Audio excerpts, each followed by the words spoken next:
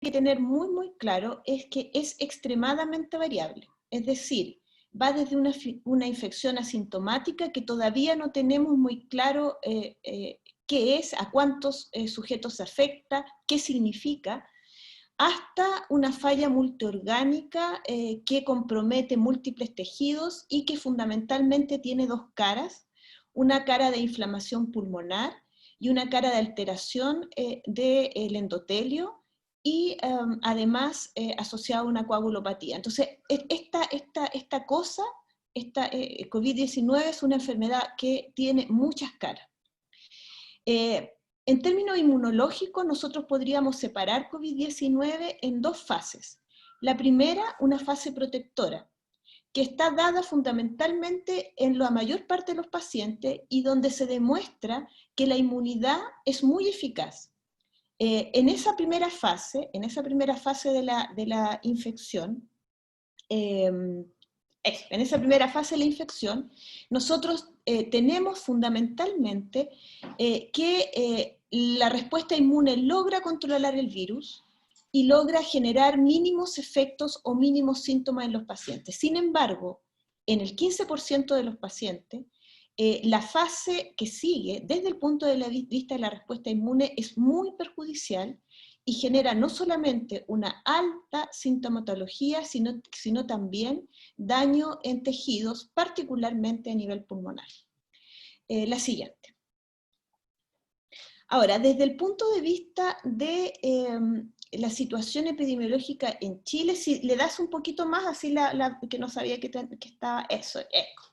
Quiero que se fijen en estas tablas, hay muchas en una sola diapositiva, el resto no va a ser así a sugerencia de Carolina, pero mira, lo primero aquí, esta es la situación que tenemos de morbilidad y mortalidad en la región metropolitana. Al día de hoy, nosotros estamos evidenciando una baja paulatina de los casos, con una relativa mantención de la mortalidad en la región metropolitana, lo que estaría indicando que estamos en una situación en la cual, si bien estamos bajando los casos activos y el grado de, podría decir, de infección entre los sujetos en Santiago, esa baja es una baja con una pendiente muy lenta y que se parece mucho más a una meseta que una baja realmente importante. Así que eso significa que hay que mantener mucho ojo. Estos datos son hasta el 26 de junio. Fíjense ustedes que nosotros aquí tenemos los tres componentes que tienen que ver con los factores de riesgo. ¿Sí? ¿Escuché, no? No, ya. Con los factores de riesgo de COVID-19. Mortalidad, ¿sí? Enfermedad grave y mortalidad. Edad avanzada, síndrome metabólico y alta carga viral de entrada, que esto es algo que no está totalmente cerrado, pero que se escuchó fundamentalmente mucho en Italia y en Europa, particularmente en Italia y en España, en relación a la enfermedad más severa que tenía el personal de salud, que estaba crónicamente expuesto a altas cargas virales durante la atención de los pacientes. Sin embargo, cuando estos factores de riesgo los trasladamos a Santiago, a determinantes sociales, estos en el fondo se asocian a tres determinantes sociales fundamentales, que son el hacinamiento en las viviendas, la mala alimentación, el poco acceso al agua y la pobreza. Y si ustedes se fijan, tenemos en Santiago que la mortalidad por COVID-19, que es la figurita de más arriba, el gráfico de más arriba, en las distintas comunas, es dramáticamente distinta entre las comunas más ricas y las comunas más pobres de la región metropolitana. De hecho, en el gráfico de abajo se ve claramente que la diferencia entre la mortalidad y la incidencia entre Ñuñoa, Las Condes, Providencia, Vitacura, Lo Barnechea, que no se nota bien, Pedro Aguirre Cerda, Cerro Navia, Recoleta, San Ramón e Independencia, es hasta 3,4 veces diferente. Y eso tiene que ver con condiciones de vida que están claramente dispuestas en los dibujitos de la región metropolitana. Al lado derecho de ustedes están donde tenemos las zonas más pobres de Santiago, y en el gráfico de abajo, que es un gráfico de calor, ustedes pueden ver que durante la cuarentena en Santiago los puntitos rojos eran los que más se movían. Es decir, no solamente tenemos un problema en cuanto a que la mortalidad y la incidencia de COVID-19 se concentran en las zonas más pobres, sino que además son esas zonas las que no pudieron cuarentenar porque tenían que movilizarse a sus trabajos. Dame la que sigue. Estos son los gráficos de UCI y de sobreocupación en la parte, digamos, izquierda de la pantalla. Ustedes tienen la ocupación, la capacidad de camas UCI en mayo, y ustedes ven cómo va creciendo y cómo ahora va bajando.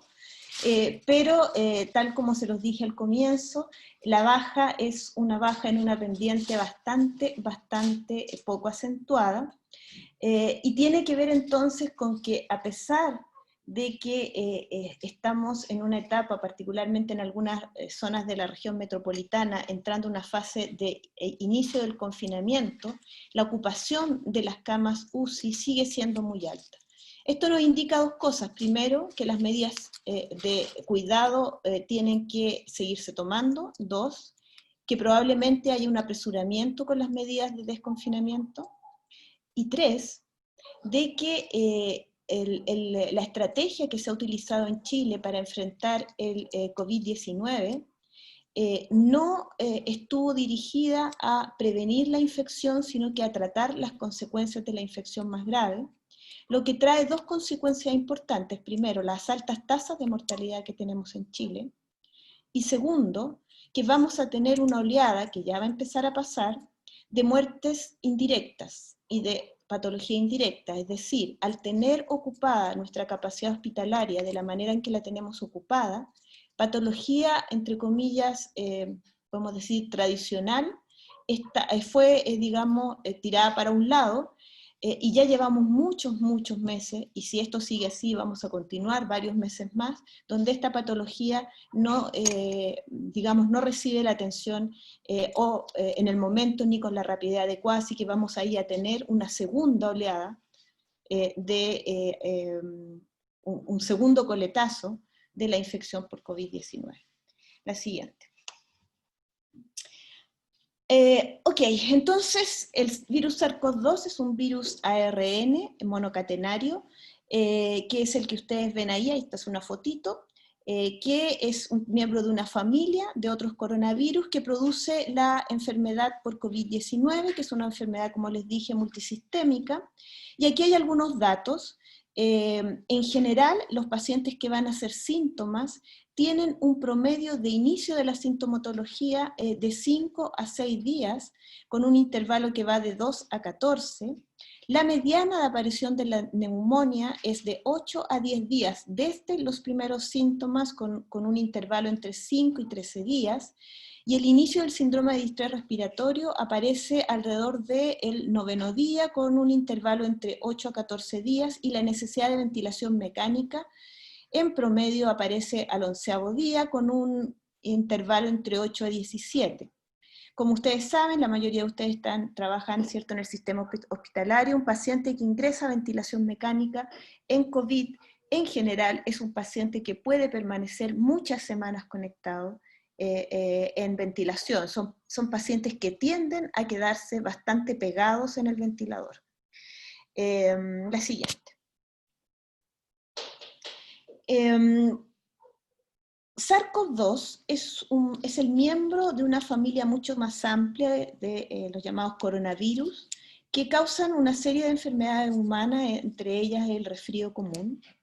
Pero desde el año 2002, los coronavirus empezaron a tener un protagonismo nuevo en la humanidad. El año 2002 se informa del primer brote epidémico de un coronavirus, el que es el primo hermano de este, que se llama SARS-CoV-1 o SARS-CoV, ¿ya?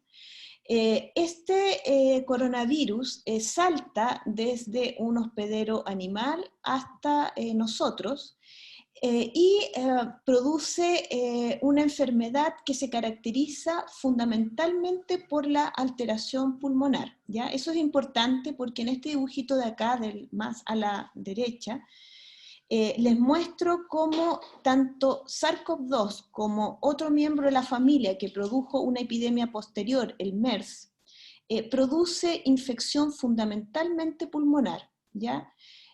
A diferencia del que nos toca ahora, cuya replicación se produce a lo largo de todo el tracto respiratorio, que es la figura del medio. Es decir, el virus replica desde la vía aérea superior a la vía aérea inferior, y eso da cuenta no solamente de su inmunopatología, sino que también de las características clínicas que la enfermedad tiene. Recuerden que uno de los síntomas patognomónicos del COVID-19 es la anosmia, y tiene que ver justamente con que el virus infecta a células de sostén de los nervios olfatorios, y de esa manera altera tanto el olfato como el gusto. Este síntoma se recupera, tarda en recuperarse, pero se recupera una vez terminado la infección. Entonces, en resumen, SARS-CoV-2 es un virus que prolifera en toda la vía aérea, desde la vía aérea superior a la inferior, y es en la inferior donde en algún subset de pacientes produce las mayores complicaciones. El SARS-CoV-2 saltó al humano a partir de un murciélago que se infectó a un vertebrado que se llama el pangolín, que está ahí muy chiquitito, que no se nota casi, pero que es un vertebrado bien interesante, que es el que los traspasa a los seres humanos. La otra cosa que quiero más o menos comentarles que gran parte de los primeros hallazgos o de las primeras ideas que teníamos sobre la respuesta inmune a SARS-CoV-2 estaban dadas fundamentalmente por la experiencia que teníamos tanto en SARS-CoV como en MERS. Y gran parte de los avances que se han hecho en estas primeras etapas de nuestra interacción con SARS-CoV-2 se deben al avance del conocimiento que tuvimos por los brotes epidémicos tanto de SARS-CoV como de MERS. Dame la siguiente, por favor. Ok, este es el virus el de abajito, el que parece un coronavirus, se llaman coronavirus porque tienen estas espículas que parecen de una corona. El virus ingresa a la célula a través de la unión de la proteína S con el receptor AC2, que es el receptor de la enzima convertidora de angiotensina, y para que se haga este ingreso es fundamental que exista una serin-proteasa, que es la TMPRSS2, que permite entonces la adecuada exposición del fragmento RBD, que va a permitir entonces la endocitosis del virus, y una vez que el virus está dentro comienza la replicación viral como ustedes la conocen. Con respecto a los antígenos virales, el SARS-CoV-2, como los otros coronavirus, tiene como antígeno la proteína S, una porción de la proteína S que se llama el fragmento RBD, pero además se ha visto que existe respuesta inmune a otras proteínas como la proteína N fundamentalmente. La siguiente. Desde el punto de vista del cuadro clínico, como les mencioné, un cuadro clínico que puede dividirse en dos partes, una parte que es leve y otra que es severa, y además existe un grupo muy importante de sujetos que cursan con la infección asintomática, y se supone que ese es el grupo más importante para la expansión, para la terrible expansión que ha tenido SARS-CoV-2 en la población. Y si ustedes se fijan, aquí muestro todas estas fases, desde el sujeto asintomático hasta el enfermo leve, grave y crítico, y fíjense en rojo, indica el periodo en el cual los sujetos están transmitiendo la enfermedad, lo que da cuenta de lo que ya hemos mencionado, de la gran capacidad que tiene de expandirse en la población, es decir, pacientes con enfermedad leve que andan por ahí dando vuelta, o sujetos infectados pero que no tienen ningún síntoma, contagian.